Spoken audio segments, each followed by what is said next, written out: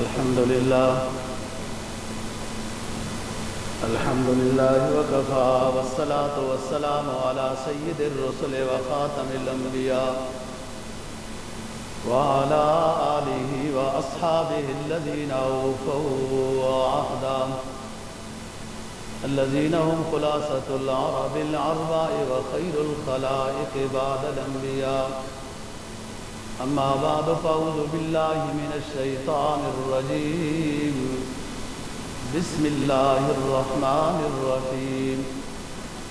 يا أيها الذين آمنوا لا تدخلوا بيوت النبي إلا أن يؤذن لكم إلى طعام غير ناظرين إناه. قال النبي صلى الله عليه وسلم: شر الطعام طعام الوليمة يدعى لها الأغنياء ويترك الفقراء ومن ترك الدعوة فقد عصى الله ورسوله. صدق الله العظيم وصدق رسوله النبي الأمي الكريم ونحن على ذلك لمن الشاهدين والشاكرين والحمد لله رب العالمين. 22واں پارہ سورہ احزاب کی ایک آیت کریمہ کا حصہ تلاوت کیا ہے اور جناب نبی پاک صلی اللہ علیہ وسلم کا ایک فرمان تلاوت کیا ہے جس کو امام بخاری اور مسلم نے روایت کیا ہے. آیت کریمہ کا مفہوم یہ ہے: یا ایھا الذین آمنوا لا تدخلوا بیوت النبی الا ان یؤذن لکم الی طعام. اے ایمان والو، نبی کے گھر میں بغیر اجازت کے داخل نہ ہو مگر یہ کہ تم کو اجازت دی جائے کہ کھانے کے لیے اندر آ جاؤ تو کھانا کھاؤ اور بیٹھے نہ رہو، وہاں سے کھانا کھا کے اٹھ کے چلے جاؤ. اس بات سے کہ تم وہاں باتیں کرتے ہوئے بیٹھے رہو نبی کو تکلیف ہوتی ہے اور وہ حیا کر رہا ہے تمہاری اس بات کے اوپر کہ تمہیں منع کرے، لیکن اللہ حق بیان کرنے میں حیا نہیں کرتے. اس سے نبی کو تکلیف ہو رہی تھی، کھانا کھا کے تم چلے جاؤ. جو حدیث پاک تلاوت کی ہے اس کا مفہوم یہ ہے: کھانوں میں سب سے برا کھانا، اور بھی کھانے برے ہیں لیکن کھانوں میں ایک برا کھانا وہ دعوت ولیمہ ہے کہ جس دعوت ولیمہ میں صرف مالداروں کو بلایا گیا ہے، وَيُتْرَكُ الْفُقَرَاءُ، اور فقراء کو نہیں بلایا گیا، چھوڑ دیا گیا ہے. اس حدیث کے دوسرے حصے میں یہ بات ہوئی کہ جس شخص کو دعوت دی جائے کہ آپ ہمارے ہاں کھانے کے لیے آئیں اور اس کو کوئی عذر نہ ہو تو اسے دعوت کو قبول کرنا چاہیے، اور جو شخص بلا وجہ کسی مسلمان بھائی کے کھانے کی دعوت کو قبول نہیں کرتا تو اس نے اللہ اور رسول کی نافرمانی کی ہے. گزشتہ جمعے کے آخر میں ہم نے زہار سے متعلق بات کو بیان کیا تھا. قرآن مجید نے سورہ احزاب کے پہلے رکوع میں 2-3 معاشرتی باتوں کو بیان کیا ہے. پہلی بات کو بیان کیا ہے کہ کسی ایک انسان کے اندر 2 دل نہیں ہوتے، ہر انسان کے اندر ایک ہی دل ہوتا ہے. ایسی کسی انسان کے 2 باپ نہیں ہو سکتے، ایک ہی والد ہوتا ہے. اور تیسرا مسئلہ یہ بیان کیا ہے کہ اپنی بیگموں کو اپنی زیرامِ محرم کے ساتھ تشبیہ نہ دو ورنہ زہار ہو جائے گا اور تمہارے اوپر پھر کفارہ زہار لازم ہو جائے گا۔ جب تک کفارہ زہار نہیں دو گے تو بیگم تمہارے لیے حلال نہیں ہوگی۔ ہم گزشتہ جمعے پر یہ بات بیان کر رہے تھے، فرمایا ما جعل اللہ لرجل من قلبین فی جوفہ، اللہ تعالیٰ نے کسی ایک بندے کے اندر دو دل جمع نہیں کیے، ایک ہی دل ہوتا ہے۔ وَمَا جَعَلَ أَزْوَاجَكُمُ اللَّائِي تُظَاهِرُونَ مِنْهُنَّ أُمَّهَاتِكُمْ، اور وہ عورتیں تمہاری بیگمیں جن کے ساتھ تم زہار کر لو وہ تمہاری مائیں نہیں بنتی۔ میں ابھی بتاتا ہوں زہار کیا ہے۔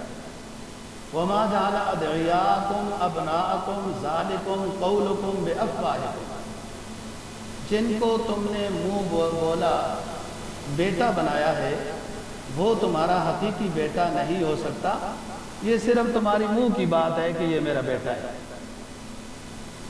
واللہ یقول الحق وہو یہدی السبیل، اللہ درست بات فرما رہے ہیں اور تمہیں درست راستے کی رہنمائی کرتے ہیں۔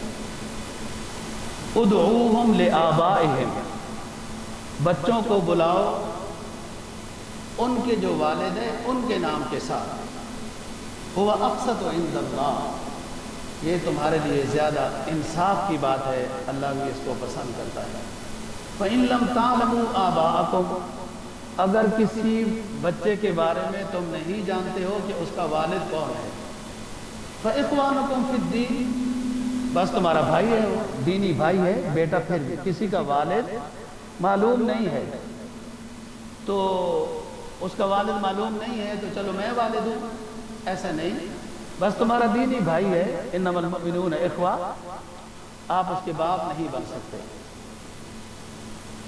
وَلَيْسَ عَلَيْكُمْ جُنَاحٌ فِيمَا أَخْطَأْتُمْ بِهِ، البتہ تم سے غلطی سے یہ بات ہو گئی ہے کہ تم نے کسی کے بیٹے کو اپنا بیٹا کہہ دیا، یہ غلطی سے ہو گئی ہے، کوئی بات نہیں، اللہ معاف کرتا ہے، بغیر توبہ کے معاف ہے، یہ تم سے غلطی ہو گئی۔ لیکن وَلَٰكِن مَا تَعَمَّدَتْ قُلُوبُكُمْ،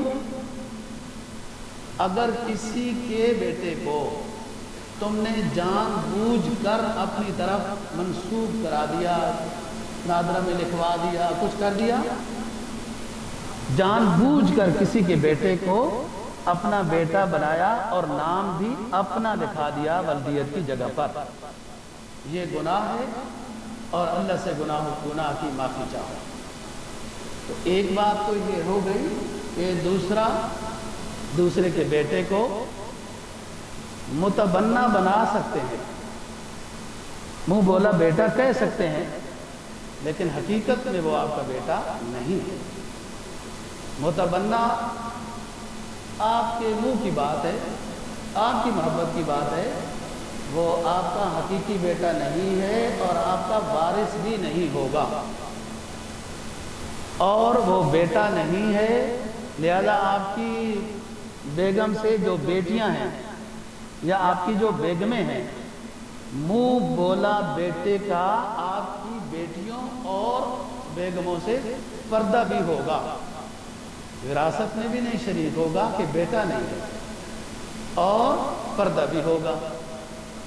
ایک آدھ صورت ایسی ہے جو پردے سے بچ جائیں گے، جب کوئی بالکل چھوٹا بچہ لیتا ہے 2 سال کے اندر کا، اور پھر اس کی بیگم اس بچے کو دودھ پلا دیتی ہے تو وہ پھر رضائی بیٹا اور بھائیوں کا رضائی بھائی بن جائے گا۔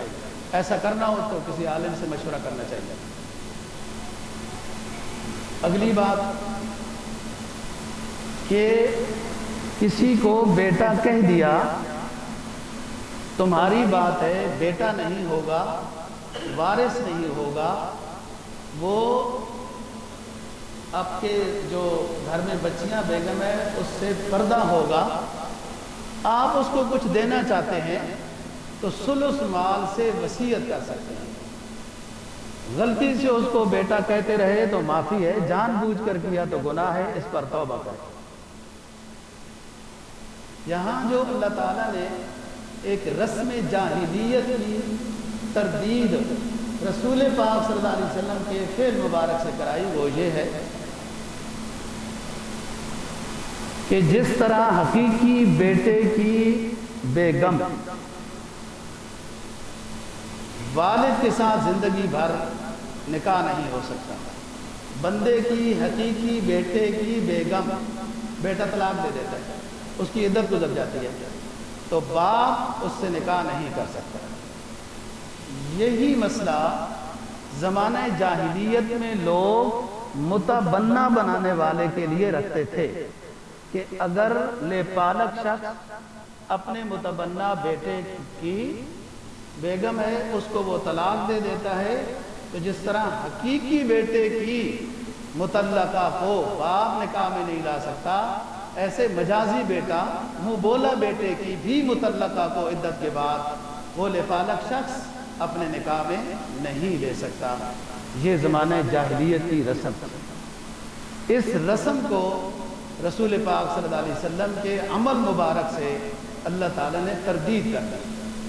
آپ کا لے پالک بیٹا ہے زید بن حارثہ، شروع میں زید بن محمد کہا جاتا تھا، پھر جب وہی نازل ہو گئی تو پھر زید بن محمد کہنے سے آپ نے منع کر دیا کہ زید بن حارث کہا کرو۔ یہ آپ کا متبنہ بیٹا تھا، اس کی شادی آپ نے زینب سے کرائی تھی، زینب سے نہ بن سکی بات زینب اور زید کی، اور زید نے طلاق دے دی۔ عدت کے بعد نبی پاک صلی اللہ علیہ وسلم سے نکاح ہو گیا، حالانکہ آپ تو زید کے لپالک تھے، آپ نے تو زید کو متبنہ بنایا ہوا تھا، تو متبنہ بیٹے کی منکوحہ کو طلاق ہو جائے تو متبنہ بنانے والا باپ اپنے متبنہ بیٹے کی مطلقہ سے عدت کے بعد نکاح کر سکتا ہے، زمانہ جاہلیت میں نہیں کر سکتا تھا۔ اس بات کو نبی پاک صلی اللہ علیہ وسلم سے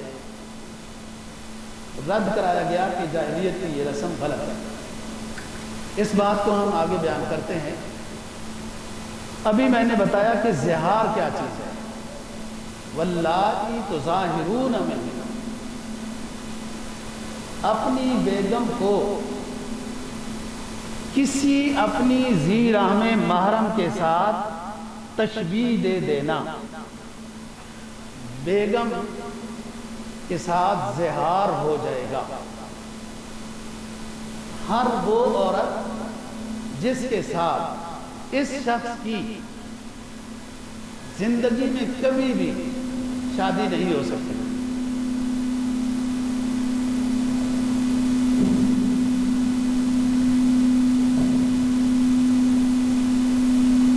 اس شخص کے ساتھ جس عورت کی زندگی میں کبھی بھی شادی نہیں ہو سکتی، وہ عورت ذی رحم محرم کہلاتی ہے۔ اگر یہ شخص اپنی بیگم کو اپنی ذی رحم محرم میں سے کسی خاتون کے ساتھ تشبیہ دیتا ہے تو زہار ہو جائے گا، عورت اس پر حرام ہو جائے گی جب تک جرمانہ ادا نہ کرے۔ تشبیہ کیا ہے؟ اپنی بیگم کو کہتا ہے تو میری ماں کی طرح ہے، تو میری خالہ کی طرح ہے، تو میری بیٹی کی طرح ہے، یہ تشبیہ دی ہے۔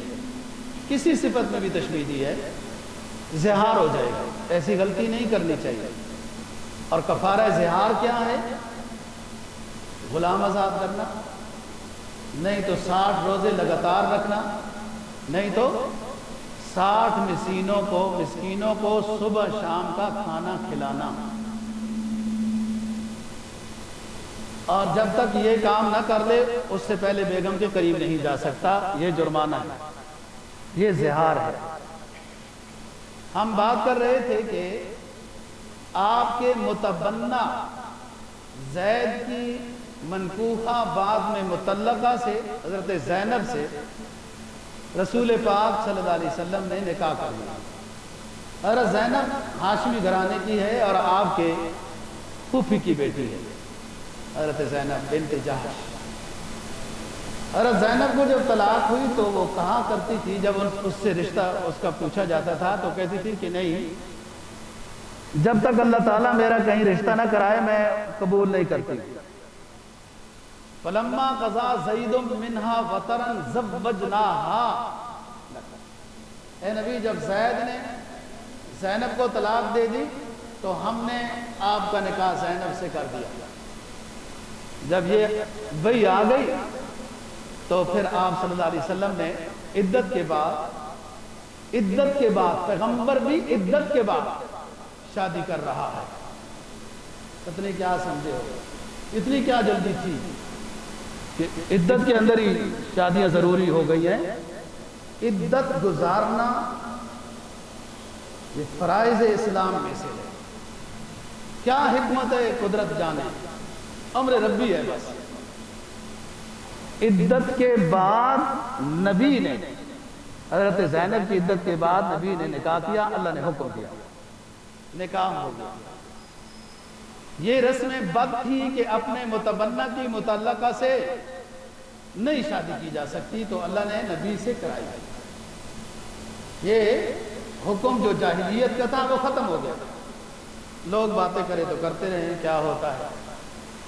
لوگوں نے تو نبوت کے پہلی تقریر پر بھی باتیں کی تھی، تو پھر تقریر ختم کر دینی تھی، تبلیغ ختم کر دینی تھی۔ باتیں جو کی ہیں لوگوں نے، یاد رکھو نبی کا فرمان بھی تبلیغ ہوتا ہے، نبی کا عمل مبارک بھی تبلیغ ہوتا ہے۔ آپ نے کوئی کام آپ کے سامنے کیا، وہ بھی آپ کو سکھانا ہے۔ یہ کام ہے زینب سے نکاح کرنا، یہ عمل ہے نبی کا۔ رسم جاہلیت ختم ہوئی، آپ کو ایک اسلامی حکم بتا دیا گیا۔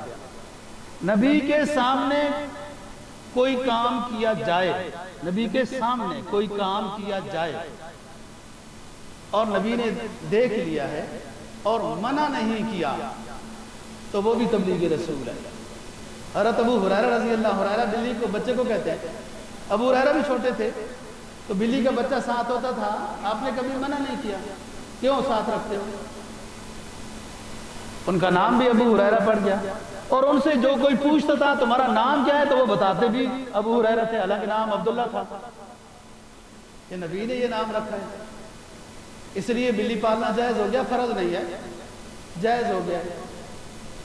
تو بات یہ ہے کہ نبی کے سامنے ابو ہریرہ رضی اللہ تعالیٰ نے دھاگے کو گرے لگائی ہوئی تھی اور سبحان اللہ سبحان اللہ سبحان اللہ پڑھ رہے تھے، وہ گنتی کے ساتھ گرے لگائی ہوئی تھی۔ تو آپ نے پوچھا ابو ہریرہ یہ کیا کرتے ہو؟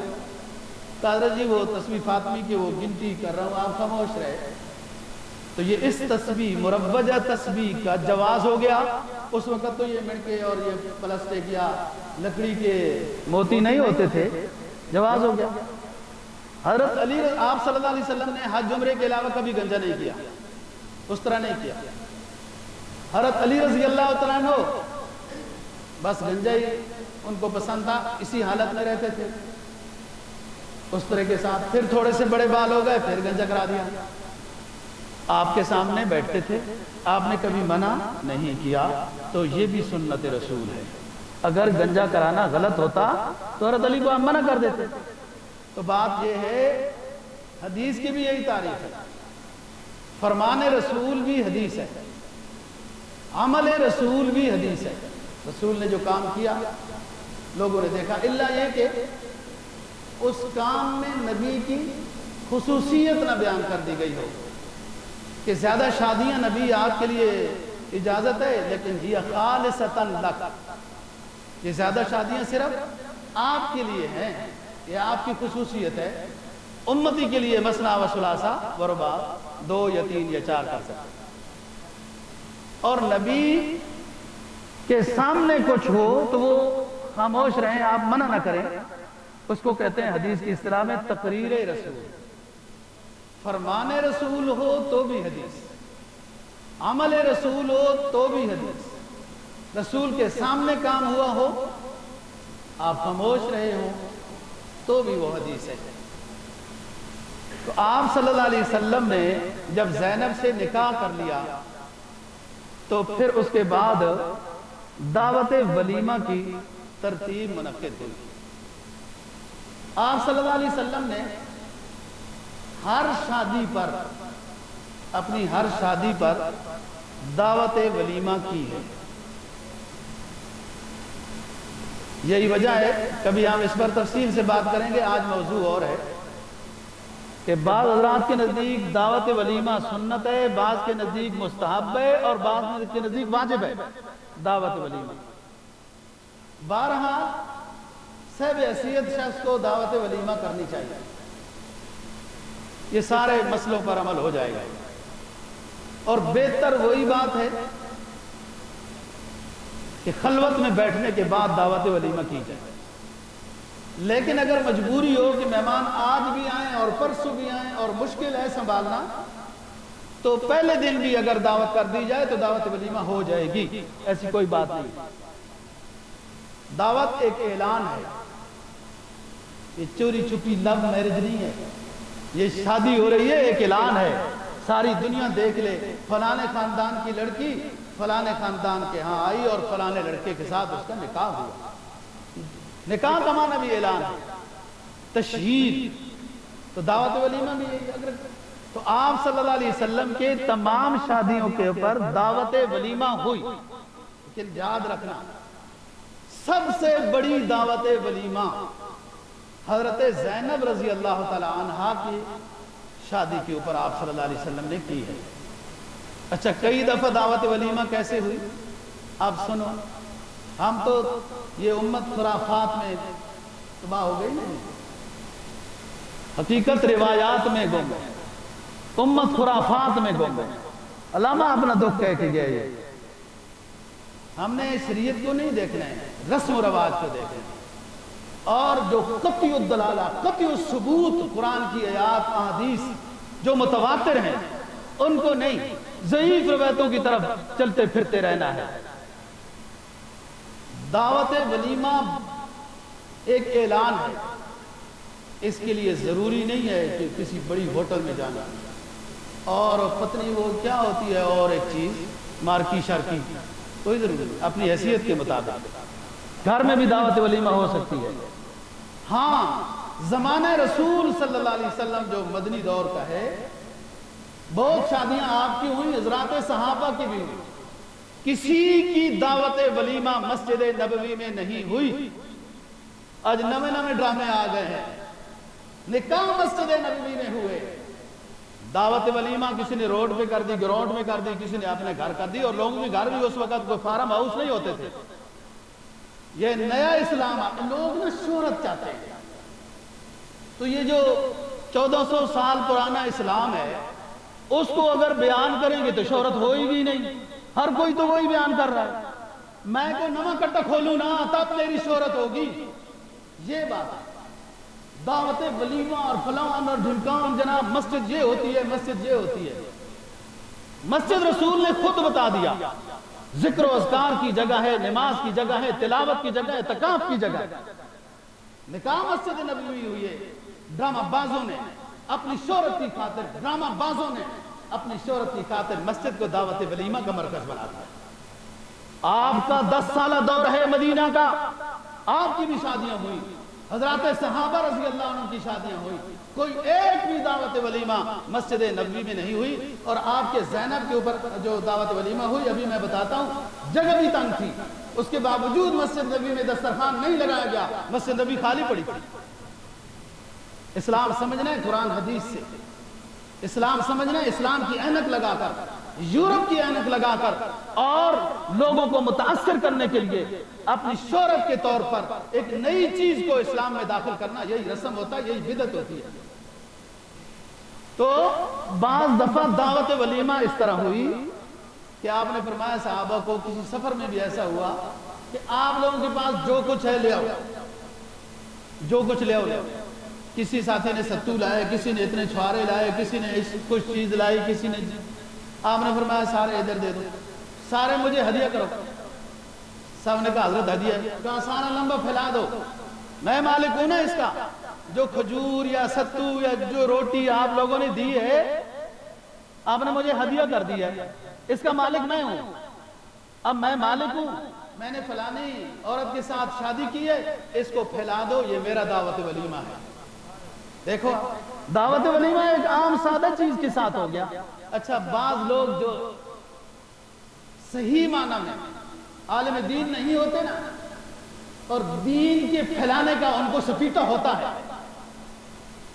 وہ کہتے ہیں جی نبی نے کبھی زندگی میں سوال نہیں کیا کسی شخص سے اپنی ذات کے لیے, اسوہ رسول کا ہی مطالعہ کر لیتے اور سیرت النبی کا مطالعہ کر رہے تھے, سیرت مصطفیٰ کا مطالعہ کر لیتے. یہ کیا بات ہوئی ہے؟ اپنی بے تکلف ساتھیوں سے آدمی سوال نہیں کر سکتا, میری یہ ضرورت ہے پوری کرو. آپ نے ابو بکر کو کہا اونٹنیاں تیار کرو, ہمیں حکم ہونے والا ہے ہجرت کا, آپ کے پاس تو اونٹنی نہیں تھی. فضول بات کرتے ہیں. یہ مطالعے کے مولوی ہیں, کسی استاد کے سامنے بیٹھ کر علم دین نہیں پڑھا. آپ نے کہا جنہوں نے یہ چیزیں دی ہیں نا کھجور مجور وغیرہ, مجھے ہدیہ کر دو. ہدیہ ہو گیا, میں مالک ہو گیا, پھیلا دو, میرا دعوت ولیمہ ہے. یہ دعوت ولیمہ ہے. دعوت ولیمہ ایک اعلان ہے, ایک خوشی ہے, تاکہ لوگوں کو پتہ چل جائے یہ کوئی خفیہ نکاح نہیں ہے, یہ اعلانیہ نکاح ہے. زینب رضی اللہ تعالی عنہ کے نکاح پر سب سے بڑا دعوت ولیمہ ہے, وہ ذرا سنو. ایک بکرا آپ نے ذبح کیا, شوربے والا سالن بنایا گیا اور 7 روٹیاں تھی. یہ دعوت ولیمہ, سب سے بڑا دعوت ولیمہ حضرت زینب پر. اور یہاں تو جناب لسٹ فلان ڈھمکان کیا سے کیا ہوتا ہے, اور حکومت اگر 1 ڈش کر دے نا تو وہ بھی 3 ڈشوں کو 1 ڈش کہتے ہیں, اور کھانا ضائع ہوتا ہے. کھانا ایک ہو, اچھا ہو, اعلیٰ ہو, لذیذ ہو, اور بھوک لگی ہوئی تو کتنا اچھا لگے گا.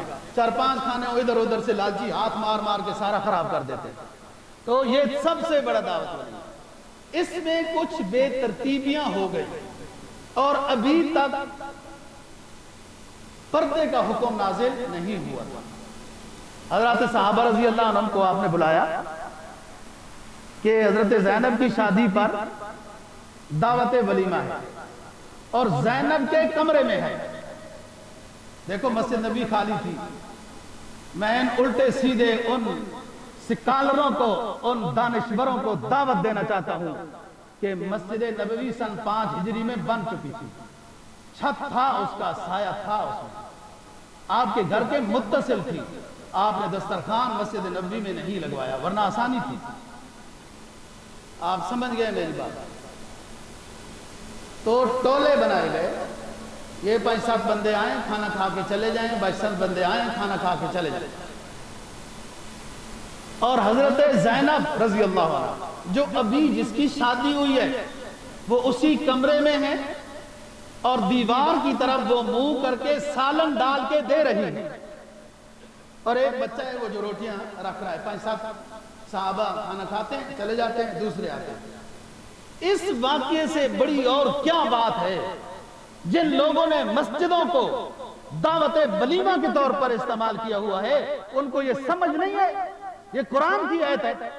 فرمایا ایھا الذین آمنوا لا تدخلوا بیوت النبی الا ان یؤذن لکم الی طعام غیر ناظرین اناء ولکن اذا دعیتم فادخلوا فاذا طعمتم فانتشروا ولا مستأنسین لحدیث.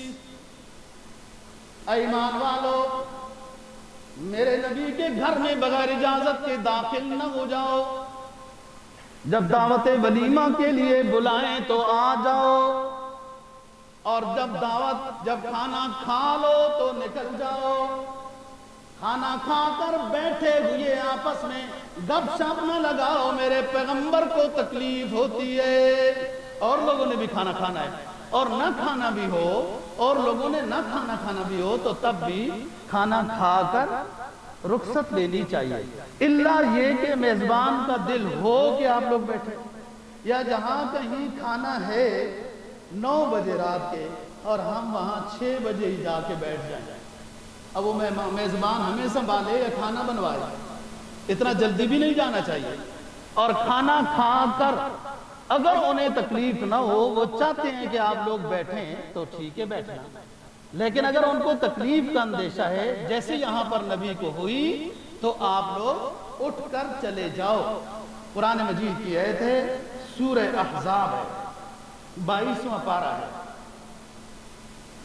فرمایا اے ایمان والو نبی کے گھروں میں داخل نہ ہو ان یؤذن لکم الا ان یؤذن لکم، مگر تمہیں جب بلایا جائے اجازت دی جائے تو آ جاؤ، الی طعام کھانا کھانے کے لیے، غیر ناظرین اناء پہلے آ کر کھانے کو ہی نہ دیکھتے رہو کیا پکا ہوا ہے کیا پکا ہوا ہے کیا ٹھیک ہے نظام، یہ کام نہ کرو۔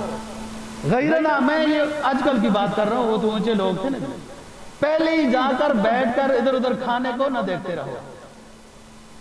اچھا آگے کیا فرمایا؟ وَلَٰكِنْ إِذَا دُعِيتُمْ فَادْخُلُوا، جب تمہیں کھانے کے لیے بلایا جائے اندر داخل ہو جاؤ۔ فَإِذَا طَعِمْتُمْ فَانْتَشِرُوا، جب کھانا کھا چکو چلے جاؤ۔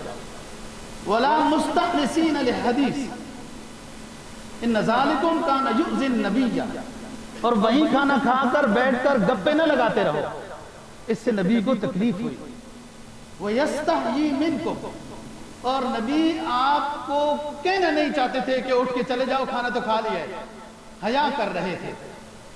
وَاللَّهُ لَا يَسْتَحْيِي مِنَ الْحَقِّ، اللہ حق بیان کرنے میں حیا نہیں کرتا، اللہ نے حکم نازل کر دیا کہ آئندہ ایسا نہ کرنا، ہمارے پیغمبر کو یا کسی آدمی کو بھی ایسی تکلیف نہ دو۔ وَاللَّهُ لَا يَسْتَحْيِي، وَإِذَا سَأَلْتُمُوهُنَّ فَاسْأَلُوهُنَّ مِنْ وَرَاءِ حِجَابٍ ذَلِكُمْ أَطْهَرُ لِقُلُوبِكُمْ وَقُلُوبِهِمْ، کسی کے گھر سے کوئی چیز لینی ہو تو دروازہ کھٹکا کے سائڈ میں کھڑے ہو جاؤ اور بات کر سکتے ہو مجبوراً اس غیر محرم سے کہ فلانی چیز چاہیے، یہ تمہارے قلوب کے لیے بہت پاکیزہ ہے۔ اگلا مسئلہ اصل بتانا ہے۔ وَمَا كَانَ لَكُمْ أَن تُؤْذُوا رَسُولَ اللَّهِ وَلَا أَن تَنكِحُوا أَزْوَاجَهُ مِن بَعْدِهِ أَبَدًا، نبی جب دنیا سے پردہ کر جائے گا تو اس کی جتنی بیگمات ہیں قیامت تک کے لیے کسی مومن کے واسطے نکاح کرنا جائز نہیں ہے، یہ نبی کی خصوصیت ہے۔ ان ذالکم کان عند اللہ عظیما، اگر کسی نے یہ بات سوچی ہے تو اس نے بہت غلط بات سوچی ہے۔ ان تبدو شیئا او تخفو، اگر کوئی چیز ظاہر کرو ایسی بے ادبی کی یا چھپا کے رکھو، اللہ تو ہر چیز کو جانتا ہے۔ یہ اس میں مسائل یہ معاشرت کے ہمارے لیے ہیں دوستو۔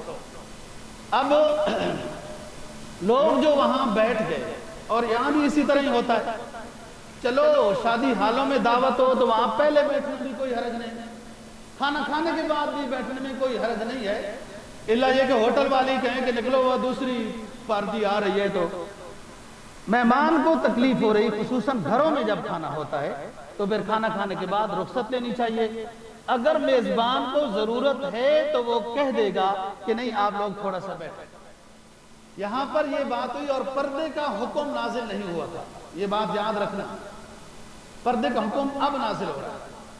حضرات صحابہ کی ایک ٹولی جو کھانا کھایا اور بیٹھے رہے اور گپ شپ لگاتے رہے، نبی پاک صلی اللہ علیہ وسلم نے محسوس کیا کہ انہیں اٹھنا چاہیے، آپ اٹھ کر باہر چلے گئے، دوسرے گھروں میں کھانا وانا دیا بیگمات میں، واپس آ گئے، وہ پھر بیٹھے تھے۔ حضرت عمر رضی اللہ تعالیٰ عنہ نے یہ بات محسوس کر لی کہ ہمارے پیغمبر کو تکلیف ہو رہی ہے، آپ کا اٹھنا خود دلیل۔ بعض لوگ ماشاءاللہ بڑے سیانے ہوتے ہیں، اس وقت سادگی تھی، نئے نئے اسلام تھا، ہو سکتا ہے وہ نو مسلم ہوں جو بیٹھے ہوں، ابھی وہ آداب معاشرت سے پوری طرح واقف نہ ہو۔ بعض ساتھی بیٹھے ہوتے ہیں نا جی، بات چیت ہو رہی ہوتی ہے، ان کی بات چیت ہو چکی ہوتی ہے، تو بندہ یوں سامنے گھڑی کو ہی دیکھتا ہے تو وہ ساتھی سمجھ جاتے ہیں کہ اب ہمیں اٹھنا چاہیے، اور بعض ساتھیوں کو ماشاءاللہ کہنا بھی پڑتا ہے ٹھیک ہے معذرت اجازت، ہم نے کہیں کہا، کہتے ہیں اچھا اچھا ماشاءاللہ، وہ پھر بھی نہیں اٹھتے۔ اب ایسے بندے کو سمجھانا ہی پڑے گا کہ اب ہو گیا آپ کا مسئلہ مسائل۔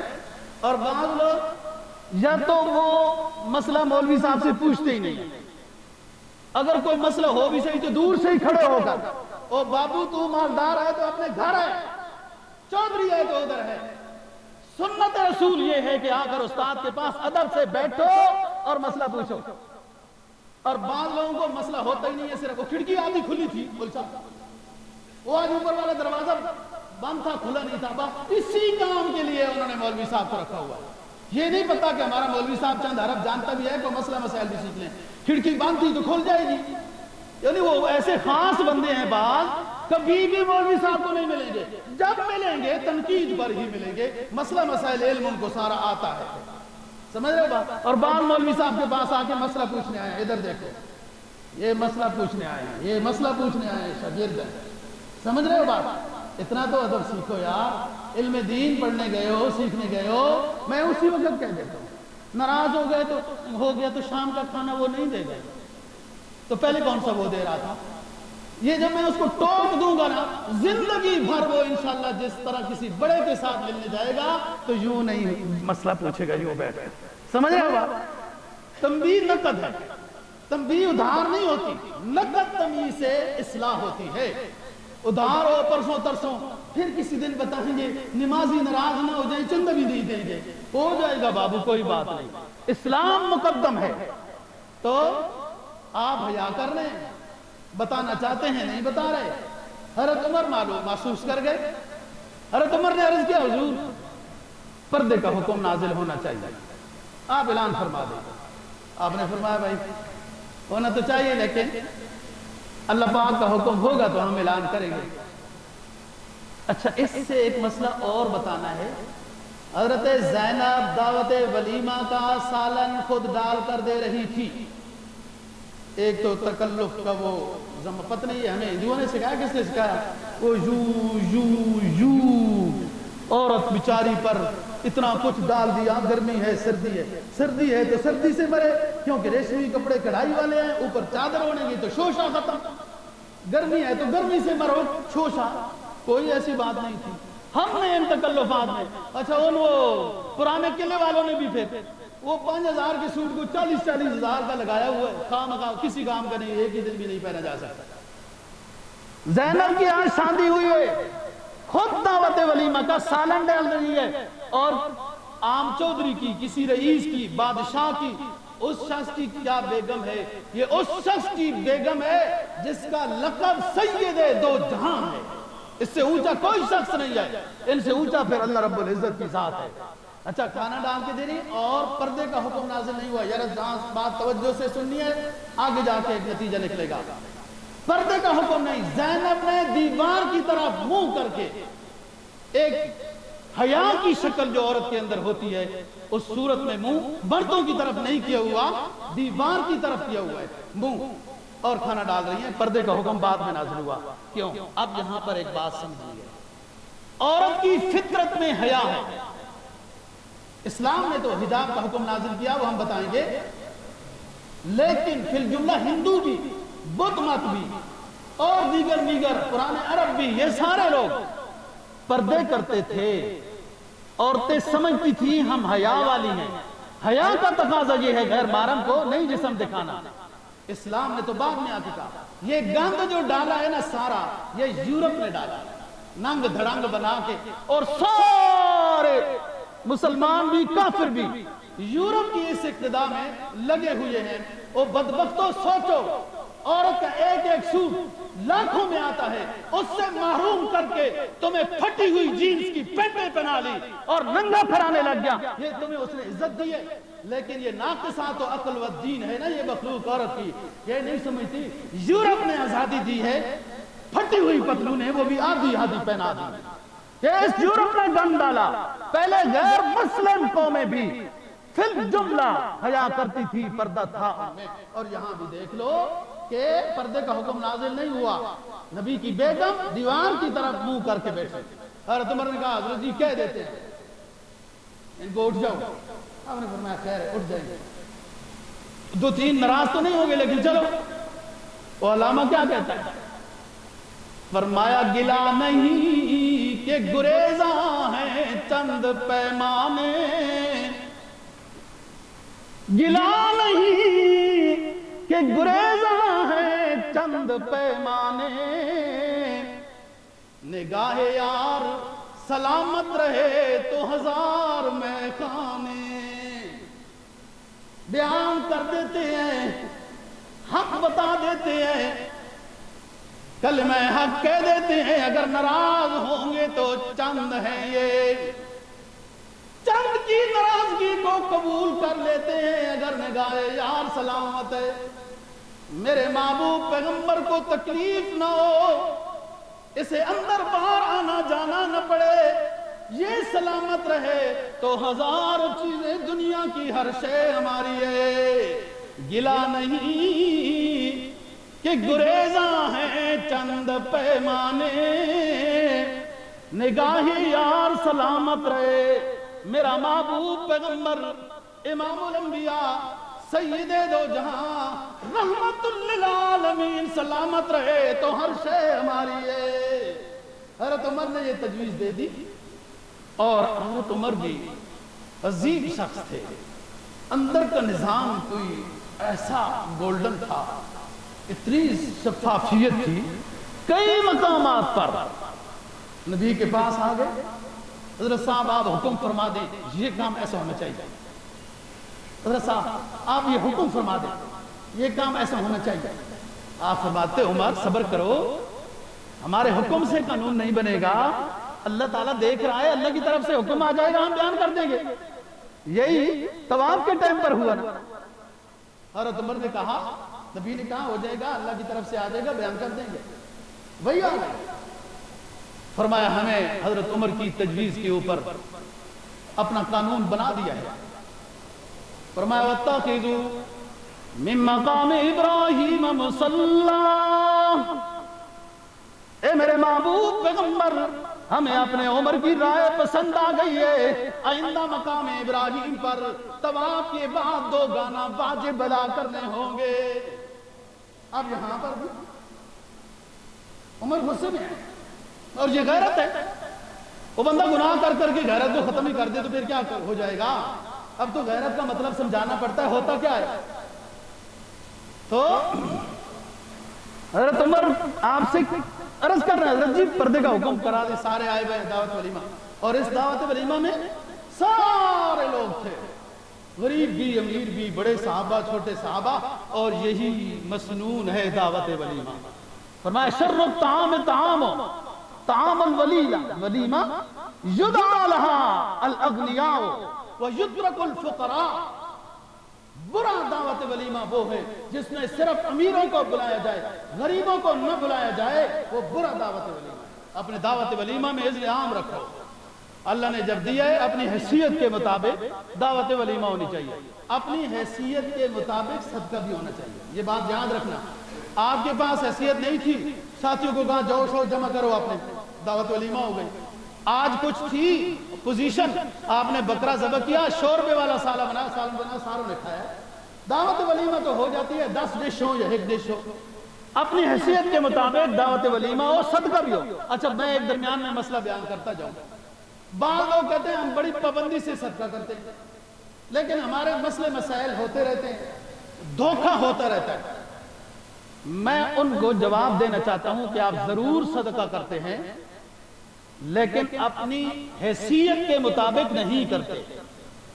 آپ ہیں اور کروڑ پتی لاکھ پتی، آپ تیر مارتے ہیں 100 روپے 10 روپے کے صدقے کا، تو صدقہ آپ نے ضرور دیا، اپنے حیثیت کے مطابق نہیں دیا. اس لیے کچھ تو بلائیں ٹل گئیں اور کچھ آتی رہتی ہیں. جو آپ کہہ رہے ہیں کہ میں تو صدقہ بھی کرتا رہتا ہوں اور مصیبت اور دھوکہ بھی میرے ساتھ ہوتا رہتا ہے، اس پر غور و فکر کرتے ہیں. اور تمہارا آپ پریشان ہے. اب یہی ٹائم چل رہا ہے، کھانا پینا ہو رہا ہے، تو آیت نازل ہوئی. فرمایا ایھا النبی کل ازواجک وبناتک ونساء المؤمنین یدنین علیہن من جلابیبہن.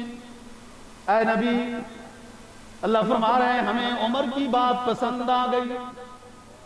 اے نبی اپنی بیگموں کو سب سے پہلے، اس کے بعد اپنی بیٹیوں کو، اور اس کے بعد تمام امت مسلمہ کی خواتین کو یہ بتا دیجئے یدنین علیہن من جلابیبہن. جب مجبوراً گھروں سے باہر نکلنا پڑے تو بڑی چادر یا برقع پہن کر نکلیں. عبداللہ بن مسعود کہتے ہیں ہماری زبان میں، عربی زبان میں جلباب کہتے ہیں. جب خاتون بڑی چادر لے کر باہر نکلے تو صرف بائیں آنکھ اس کی ننگی ہونی چاہیے. آج کیا زمانہ آ گیا، پردہ کرنے والوں کو دقیانوس کہتے ہیں اور کھانے پینے والے نہیں ہیں۔ کھاتے پیتے گھرانے وہ ہوتے ہیں جو بے پردہ بازاروں میں اپنی نوجوان بچیوں اور بیویوں کو گھماتے پھرے۔ اور اکبر نے بڑی درد سے بات کہہ دی، بے پردہ جو نظر آئیں کل چند بیویاں، بے پردہ جو نظر آئی کل چند بیویاں، اکبر زمین میں غیرت قومی سے گر گیا۔ پوچھا جو میں نے آپ کا وہ پردہ کیا ہوا، وہ کہنے لگی عقل پہ مردوں کے پڑ گیا۔ مرد جو ہم سے پردہ نہیں کراتے، میک اپ کرا کے بازاروں میں اپنے ساتھ گھماتے ہیں، وہ پردہ مرد کی عقلوں پہ پڑ گیا جو سرکار دو جہاں صلی اللہ علیہ وسلم لے کے آئے۔ ہم انشاءاللہ تعالی جہاں بات چھوڑ رہے ہیں اس پردے سے متعلق یا اور جو اسلامی معاشرت کی باتیں ہیں، اگلے جمعے کو انشاءاللہ سیرت النبی کے ساتھ عرض کریں گے۔ اللہ دین کی سمجھ اور عمل کی توفیق نصیب فرمائے۔ وآخر دعوانا